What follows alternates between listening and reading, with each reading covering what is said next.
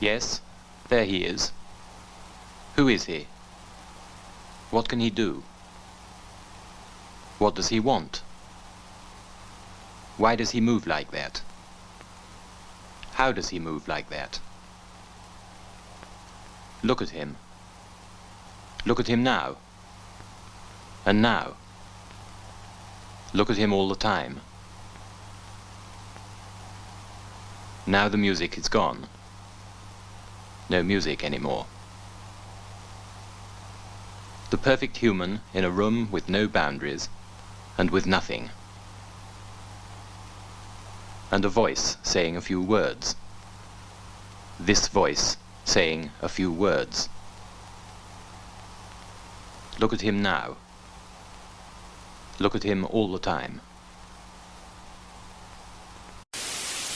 There's this moment at the Oscars, right before La La Land was mistakenly awarded Best Picture, where you can really tell that whatever Warren Beatty is looking at doesn't make sense. For Best Picture.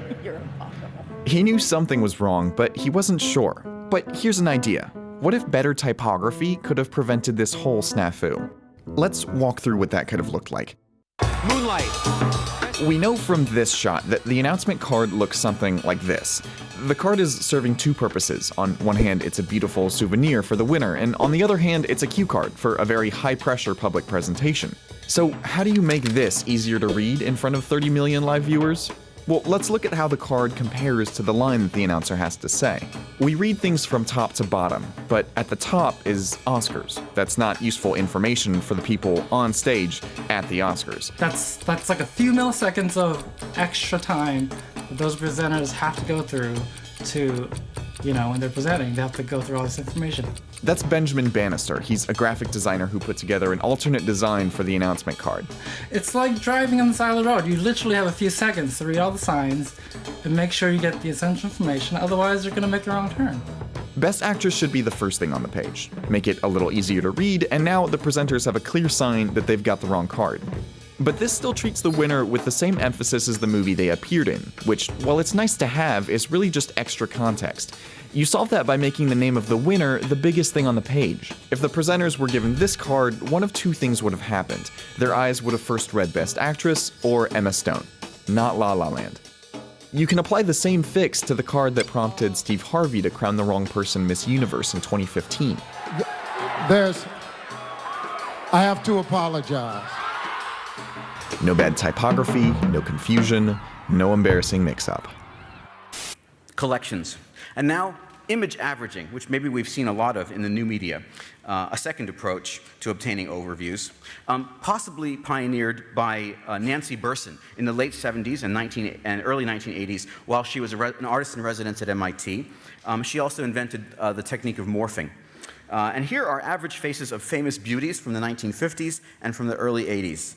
This was made in 1982. A more recent project of hers, Guys Who Look Like Jesus. She went to Craigslist, said, "Do you look like Jesus? Come find me, I'll take your picture." In the lower right is the centroid of examples. So ostensibly illustrating the category itself with this image average. Although it may suffer a lack of details, it can still offer an excellent gestalt. Jim Campbell, well known here at Ars Electronica, every frame of The Wizard of Oz averaged together. David Tinapple, a former student of mine, used a face detector on 10 different television channels to get the average face shown on each channel. Fox, for example, gives you the face of white male authority. A well-known example from Jason Salavon are the averages of Playboy centerfolds by decade. So 120 averages into each of these four images. Shows long-term trends in the ideal female form in the media towards thinner and blonder. And another project by Salavon. We think each of our special moments is totally unique. In his project 100 Special Moments, he's averaged together the wedding photographs and children on the lap of Santa Claus from a mall photographer, revealing the cookie-cutter patterns that structure our lives. Another project by Salavon, Houses for Sale from different cities. So, another strategy I'll speak about briefly is holisms, which represent it's a representation of an exhaustible or finite data set in its entirety. Also can mean a set of visualizations which, taken as wholes, organically reveal the influence of a complex set of forces. So first, things in their entirety. An example you may know, Every One-to-One by Lisa Jevbrat is a visualization of every address in the IP4 address space colored according to the kind of service there. So she wrote a program to ping every possible address in IPv4.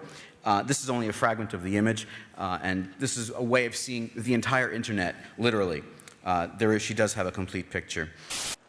That's when I came across the work of Dr. Erin Meyer, and this changed like everything for me. So Dr. Erin Meyer is the principal at INSEAD Business School outside Paris, and she teaches business executives from around the world.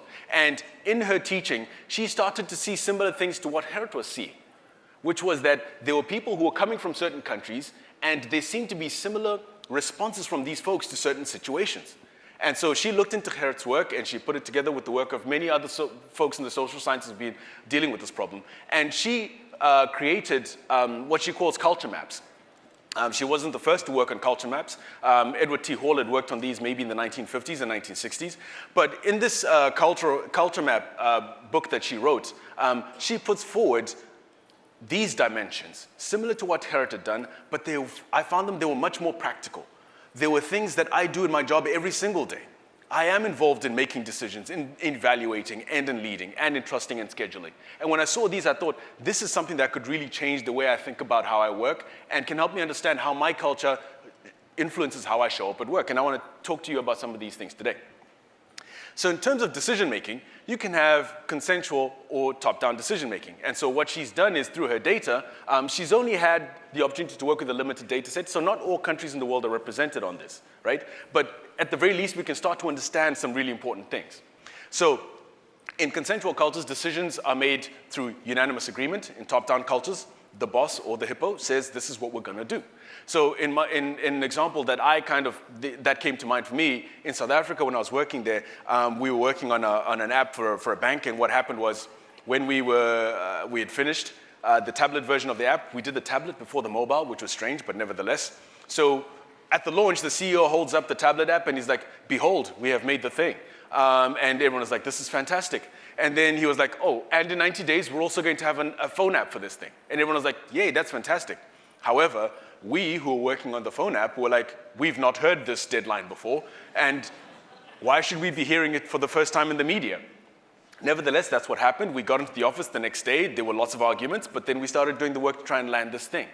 And we didn't make it in the 90 days. It took about 120 days, which was still a fantastic feat. But what we found was that through the work we were doing, every time we were trying to engage a different business unit, what happened was everyone would be like, we don't know about this. We're not aligned with all this. And so on top of trying to solve the design and engineering problems of landing the product, we also had to solve the business and the corporate problems of trying to get people to agree with our decision.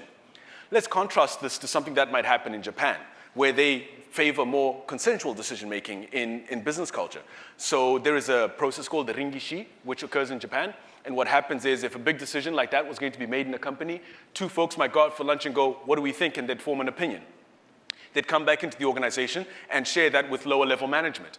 Then lower level management would come to their decision, and it will go further up the chain of command, up until by the time the CEO announces a thing, the entire business is aligned around what we are trying to do. They may not agree, but they are aligned. They know what is expected, and they know what needs to be done. So that when the CEO says, we're doing a thing and pulls the trigger, the execution of that thing is going to be much quicker and much easier, because we are not trying to work corporate friction.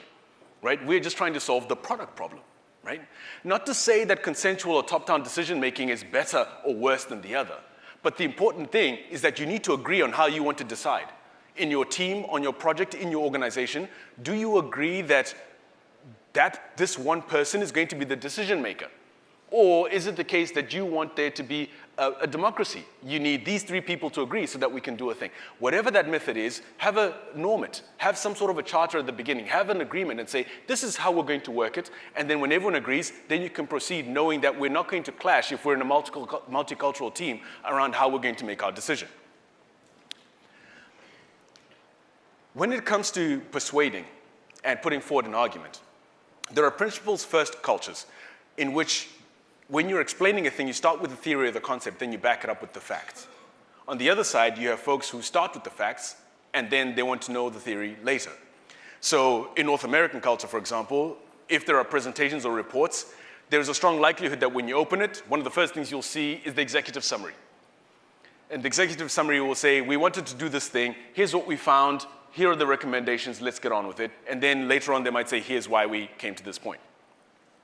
If, for example, you were working with a German organization and you were trying to make such a presentation, by the time you got through 2, 3, 4, 5 facts, there will be lots of hands up, there will be lots of harumping, and people trying to stop you and trying to engage you in what you're doing. And the questions they'll be asking are, how did you come to this conclusion? Because in German culture, they want to know the theory, the principles first, right? What methodology did you use? Why did you pick that? Why is this theory correct? And then you can present the facts later, right? So these different cultures think differently about how arguments are put together. So this matters if you're working across cultures, if you're preparing presentations, and also if you're hearing a presentation, because sometimes the interpretation of that may be, this person doesn't know how to put together an argument, when actually they just think entirely differently from what you do. Another area where this matters is when it comes to interviewing. If a candidate is putting forward their portfolio and they think differently than you do, and then you might be like, yeah, this candidate doesn't know how to put their ideas together. When actually that's not the case, they just think differently than you do. So it's worth understanding the fact that different cultures persuade in different ways. People in low-context culture communicate in a more direct and less personal way. Information is explicitly stated. For example, they might prefer emails rather than face-to-face video chats. According to Hall, Americans and Scandinavians fall into this low-context category. In contrast, in high-context cultures, people pay more attention to the context of the communication. Richer verbal and nonverbal cues, like gestures and tones of voice, are more heavily used to help communication and interpretation. Examples of these cultures include China and Japan. But how does this influence the web design? Well, websites work as a communication medium between the creators and the users. People in high-context cultures typically expect information displayed in a highly related manner, with a rich range of communication media to create a meaningful context. During an eye-tracking study in Beijing, users commented the official website of both had fragmented information. One user said, "I wish it were more integrated. I scrolled several times only to see a handful of pictures. I won't make my purchase decision on this site." Compare this to the Huawei TV page on Taobao, which is much more detailed and denser. Another user praised this page because it is very detailed and comprehensive, with many comparison pictures to illustrate the features. In high-context cultures, according to Hall, people are also more likely to notice subtle cues in communication. In our study, we observed this difference in the comments that users made about tone of voice and the emotional response. Compared with our US participants, Chinese participants more actively made comments on their emotional responses toward sites. For example, all 12 participants agreed that the Chinese Red Cross Foundation website was very concise, but 4 of them believed that it was not warm and loving enough for a charity website in terms of its visual design. 2 of them even doubted its authenticity because of this. One user said, "This is a charity full of love, so it should be more reddish or more colorful. I feel that this site is too neutral and very business-oriented." Just like a government website, it is very indifferent, bureaucratic, and very official. It didn't give me that feeling of love or willingness to help. If you're designing a product for users from a different culture, it is always important to learn about cultural differences and how they can potentially change users' expectations. WIMP, W-I-M-P, stands for Windows, Icons, Mouse, and Pull-Down Menu. Right, well, what's all that about? This is the mouse. It's a rollerball device, as you can see. As I move it around on the desktop, I'm also moving this arrow around on the screen. Right, that's the mouse. Now pull-down menus. A few of those up here. There's one, another, and a third. Now this is another alternative to typing in. So for example, if I want to enter the word redraw, instead of keying it in, I simply point to it and select. Windows are these things here, the boxes on the screen. Now you can think of those as sheets of paper on a desk.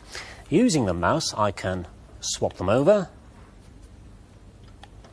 I can move them about. Let's put that one in the front again. Move it down. And I can even change the size if I want to.